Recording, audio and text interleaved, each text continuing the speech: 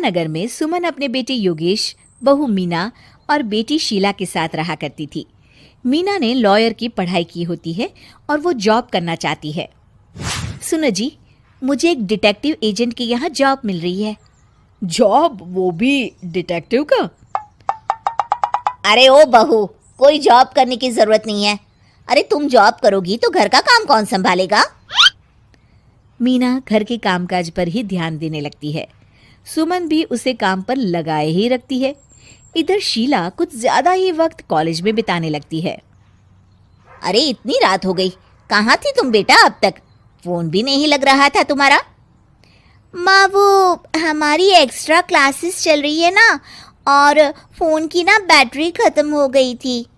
अरे तो किसी और के फोन से इन्फॉर्म कर देती माँ, और मुझे कितनी चिंता हो रही थी। धीरे धीरे शीला रोज ही देरी से घर आने लगती है। कभी पढ़ाई का बहाना बनाती तो कभी कुछ और। देखो शीला, इस तरह चला तो मैं तुम्हारा कॉलेज बंद करवा दूंगा। ऐसा मत बोलिए ना, मैं समझाती हूँ इसको। मीना शीला को समझाने की कोशिश करती है, मगर वो उल्टा उसे ही झाड़ देती है। शीला, इस तरह घर रोज लेट आना अच्छी बात नहीं है। मुझे मत सिखाओ, बहू हो तो बहू के जैसे रहो। अरे मगर मैं तुम्हारी भलाई के लिए बोल रही हूँ ना शीला। दाल में कुछ तो काला है, मुझे पता लगाना पड़ेगा। मीना अपना डिटेक्टिव वाला दिमाग लगाने लगती है। वो शीला की एफबी और इंस्टा प्रोफाइल्स को अच्छे से चेक करती है और उसको शक हो जाता है कि शीला का चक्कर किसी साहिल नाम के लड़के के साथ चल रहा होता है। वो शीला को समझाने की कोशिश करती है। शीला, वो लड़का अच्छा नहीं है, उसे छोड़ दो तुम। मेरे मामले में ज्यादा घुसने की कोशिश मत करो। वैसे भी मैं उसको भैया और माँ से मिलाने ही वाली थी। हाँ। थोड़े दिन बाद शीला का बीएफ साहिल अपने पिता के साथ उसका हाथ मांगने आ जाता है। मैं शीला से बहुत प्यार करता हूँ और उससे शादी करना चाहता हूँ जी। मेरा बेटा और शीला एक दूसरे को अच्छे से जानते हैं। मेरा बेटा बहुत ही जल्द दुबई काम के लिए जाने वाला है।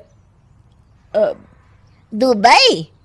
हाँ, मेरी नौकरी लग गई है वहाँ। अगर आप लोगों को ऐतराज ना हो तो हम इन दोनों का रिश्ता कर देते हैं।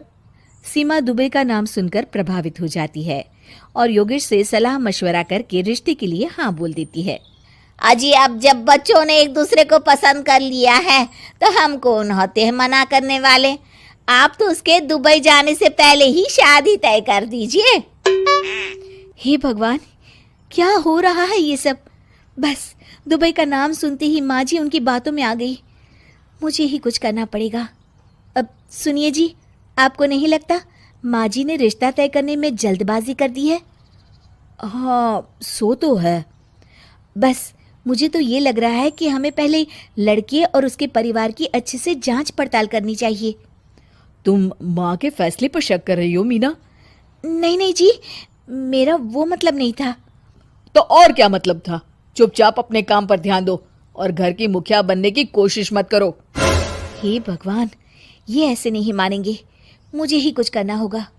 मीना अपना डिटेक्टिव माइंड लगाती है और साहिल और उसके परिवार के बारे में पूरी तरह से जांच पड़ताल करती है। तभी साहिल के पापा उनके घर कॉल करते हैं।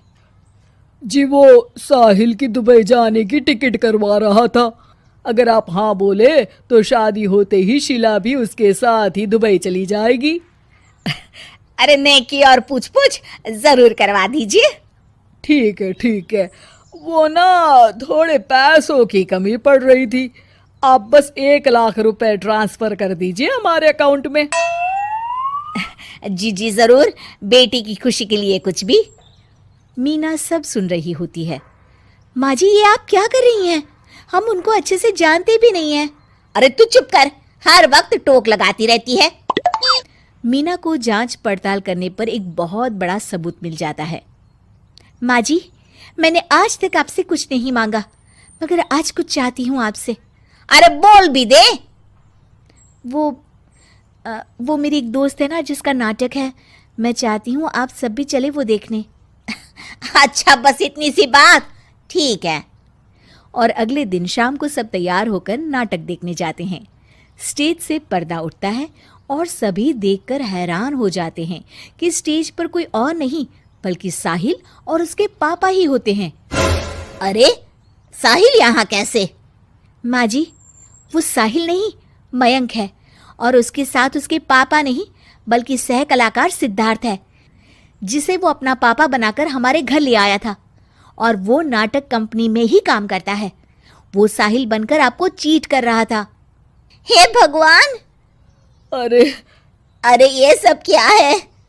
माँ जी, इतने दिनों से दोनों का पता लगा रही थी मैं, तब मुझे इन सब बातों का पता चला। हमें माफ कर दो मीना, हमने हमेशा ही तुम्हारी बातों पर ध्यान नहीं दिया और तुमको नीचा दिखाया। आई एम सॉरी भाभी। हाँ बहू, आज तुमने मेरी बेटी की जिंदगी बचाई है। तुम तो सच में डिटेक्टिव हो, डिटेक्टिव। ऐसा मत बोलिए माँ जी। अरे नहीं बेटा, हम लोग हमेशा बेटी और बहू में अंतर करते थे, मगर अब से ऐसा नहीं होगा। अब से तू अपने पसंद की जॉब करेगी और एक डिटेक्टिव बनेगी, हमारी बहू जेम्स बॉन्ड।